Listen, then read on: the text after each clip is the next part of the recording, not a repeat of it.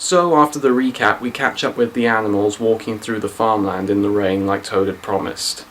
Naturally, being British, they spend most of their time whining about the weather, though Toad and Ada seem to naturally be enjoying it. Get up in the morning! Ha ha! Lovely weather! Soothes the scales, slithering through this. The little ones are falling behind. I'll soon speed them up.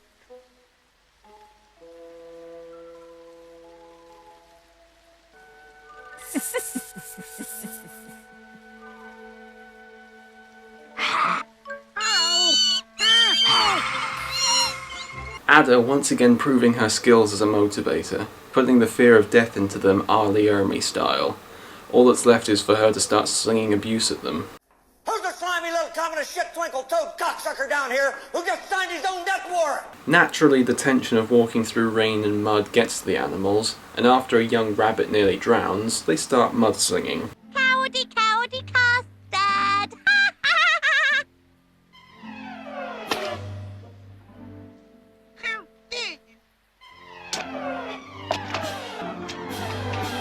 Oh! I'm so sorry, Fox. Don't start arguing all over again. Look, I know it's hard going. Can't you try to remember that moment when we all stood together against the humans? One for all and all for one. Yes, Fox. Yes, Fox!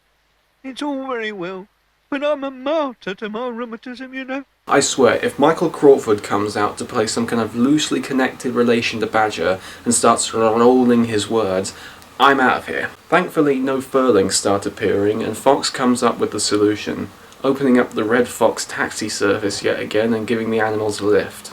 You know, the animals will bloody well tip him this time. He's giving them a lift in the rain. It's hard enough getting an actual taxi in the rain, let alone a piggyback ride on a fox. Look! I think I can see the boundary fence. We can shelter under the bushes.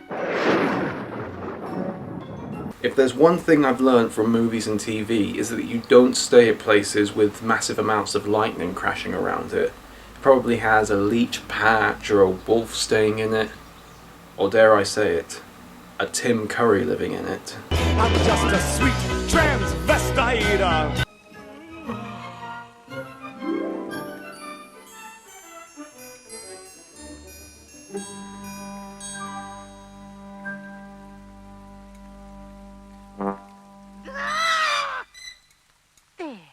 That's better now. What have you done?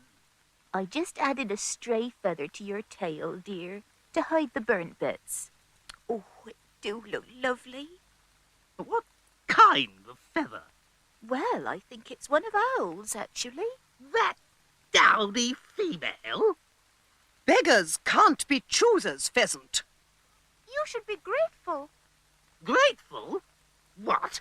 To have her feathers in my beautiful tail? I'd be grateful. I mean, if I lost a kidney, I wouldn't go to the hospital and go through a catalogue of preferences. I'd just take whatever they could give me. Then again, there is that old ghost story that if you have a female kidney, you become more feminine. Maybe Pheasant actually has more female feathers in his plumage than he thought. So the other non-flying animals managed to make it to the bush to take a breather. Unfortunately, unlike the old wives' tale and the Pokemon ideal, leaves don't actually keep water out that much, so they don't really get that much rest. Fortunately, Toad, the travel agency representative, has found them a new place to stay. He bumped his head on the back of the bed and he couldn't get up in the morning. Out as a barn sound to your mateys. Hey!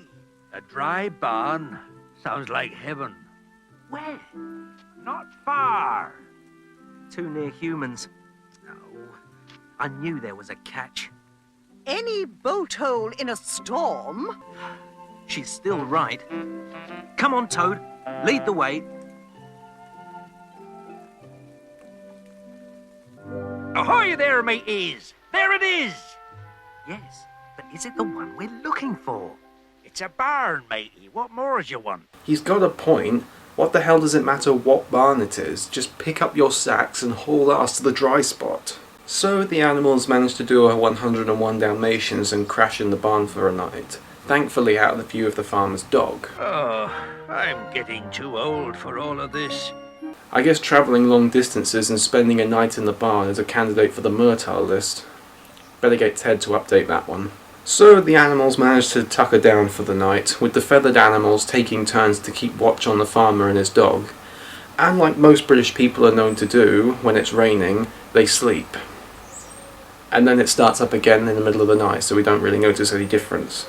Regardless, Kestrel gives her patented alarm to signal that the rain is gone, and Mrs. Pheasant, rather inexplicably, just decides to walk out, and the farmer, in an awkwardly timed moment, goes to check on his chicken's eggs, and naturally with a shotgun in his hand, because just going to check eggs is a potentially lethal job.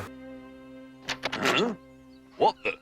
Foxes? Oh, not again. Where were you, eh? Call yourself a watchdog? You're not worth feeding. Useless mongrel. What use are you, eh? Stupid. Okay, one, we know that it wasn't the fox that we know that killed these chickens, so that means that a group of other foxes came into the farm and killed those chickens, and we didn't see that. And two, if these were other foxes, why didn't they take any of the chickens with them?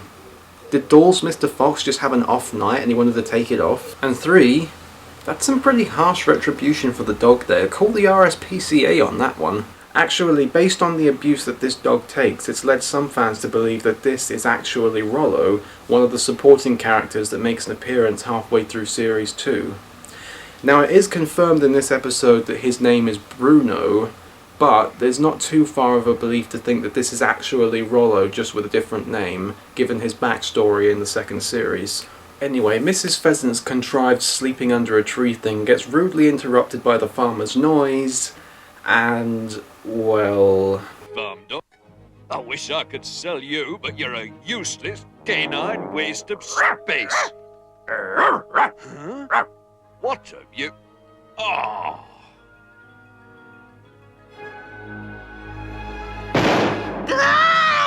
Damn. Our first on-screen death. And that's a pretty brutal one too. Counter please! So yes, Mrs. Pheasant has now been shuffled off this mortal coil. And to be honest, it's probably best for her, given how she can now finally get away from her arsehole husband.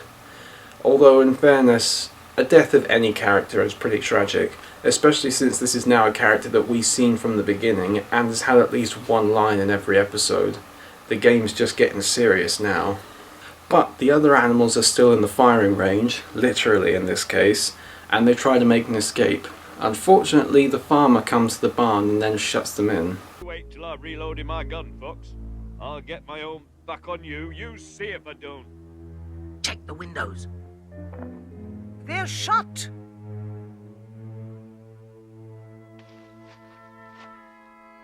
I'm afraid your wife's going to be the farmer's dinner, Pheasant. Way to give the news to him gently. Why aren't you rubbing the fact that he doesn't have a tail either? But Al goes into think mode for a second and comes up with the solution, as well as the second comparison to Fantastic Mr. Fox in this video. We can dig our way out. Dig? Dig? Who's the best tunneler?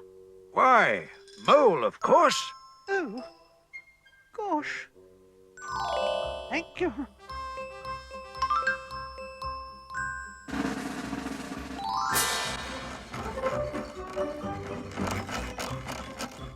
Oh dear. I'm no use to anybody. Sometimes it's just pitiful to how innocently blind Mole is to some of the situations he's in. But the animals decide to take the Homer Simpson route and decide to chew away at the floorboards to expose the dirt. And it works. Damn well too. And Mole is able to dig his and all the other animals' way out, as the other animals help to widen the tunnel and shift dirt. Never underestimate the power of teamwork and strong teeth. Meanwhile, Ada does what she does best and scares away Bruno/Rollo to give them an easier exit. Oh, and it seems that Mr. Fox, whoever he was, didn't actually make it either. I guess that's what happens when you mess with a skinny farmer played by Dumbledore. Jolly good. All for one, one for all, eh?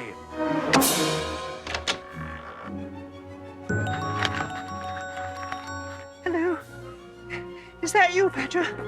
Yes. I think we're nearly there.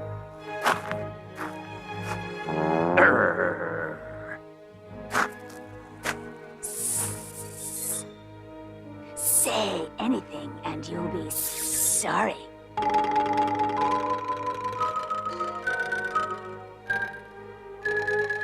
He can't say anything. The farmer doesn't speak dog. How's it going, Moley? We're out! Well done, Mole. We're out! Come on! Mole's out! We're out! But I'll get dirty. Good to see that his wife's death hasn't made him any less narcissistic. But the animals who aren't Adder and Mrs. Pheasant, that's becoming increasingly more odd to say. The idea of monogamy and matrimony between wild animals. I mean, I know it's a kid's show, but I watch too much Springwatch to know otherwise. Anyway, Adder inadvertently stays behind whilst the other animals move on. Toad lets them know that there's a copse that lays beyond the horizon, but unfortunately the dog has picked up their scent and now is on their trail. It's you he's after. Then it's me he'll have to deal with. So Fox uses all of his Looney Tunes-esque cunning to trick the dog into letting them go. And ladies and gentlemen, I now present to you what might be the most awesome confrontation verbally between hero and villain. Observe. Well, dog.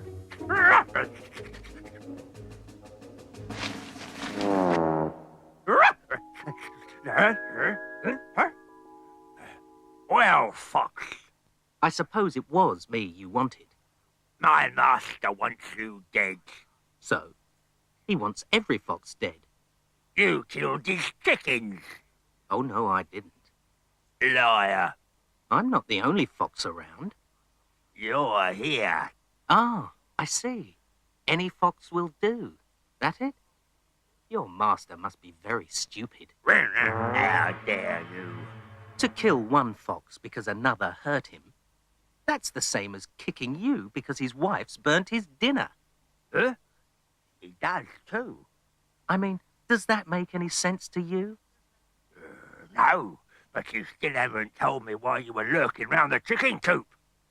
Not for the taste of chicken. I don't even like 'em. Too many feathers. Achoo! You're a right one, aren't you? Joking at a time like this. All right.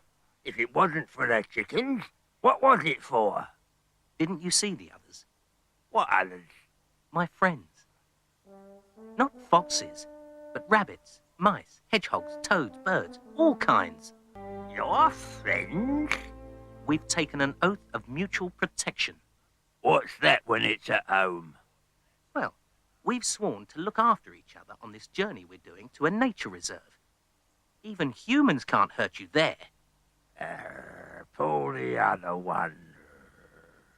True as I'm standing here. You're true to your name, I must say. Very cunning, but you can't fool me. Oh no, I'm taking you back. I'll get a nice fat reward when my master sees you're dead. Oh, no, you won't. Oh, yes, I will. You won't. He doesn't want you to kill his fox. He wants to do it for himself. All you'll do is rob him of the satisfaction. All right, suits me. I'll take you back alive. Sorry, can't oblige, old son. If you want me, you'll have to kill me first. Oh, I don't know. First my master blames me for not catching his fox. Then when I've caught him, he still blames me. That's about it. You got me tied in knots, you clever dick. Did you just call him a dick? You should have caught the right fox. That's all there is to it. Wild animals. They'll be telling me the cat's made a friend of the mouse next. That whole scene was like some sort of anthropomorphic version of a sci-fi hero trying to kill a robot by paradox. I mean, it comes out of nowhere and it was never alluded to that he could do stuff like this before, but hey, it's awesome and I don't care. So eventually the animals manage to make it to the cops. Watch your hands there, buddy. And they decide to call it a day. My poor old bones. Ooh, yeah. Sorry, Mole. Just couldn't stand a minute longer. My Oh, wife. Typical narcissist. Never knows how important his trophy wife is until they're taken away from him. Why don't you go and join the Big Lebowski? You and him have a lot to talk about. But the episode ends with the revelation that Ada's been left behind. I do wish Ada would flick out her tongue and... Ah! No sign of the others. Better go in search of supper, I suppose. Ada! We've left her behind. Oh no.